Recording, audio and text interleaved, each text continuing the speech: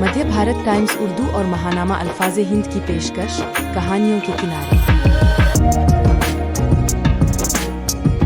تیسری آنکھ۔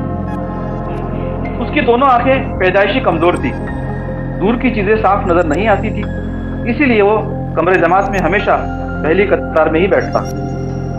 نظر کا چشمہ لگانے کے بعد کچھ حد تک فائدہ ضرور ہوا، مگر جماعت کے شرارتی طلبہ اسے بیٹری، چار آنکھیں اور چشمش جیسے ناموں سے چڑھانے لگے، لیکن اس نے کبھی برا نہیں مانا، بس اپنی ہی دھن میں تعلیم حاصل کرتا رہا۔ گریجویشن، پوسٹ گریجویشن، ڈاکٹریٹ کرنے کے ساتھ ساتھ اس نے 1 درجن سے زیادہ ڈگریاں حاصل کر لی تھی۔ بس اس نے اپنے استاد کی کہی ایک بات پر اچھے سے عمل کیا، علم انسان کی تیسری آنکھ ہوتی ہے۔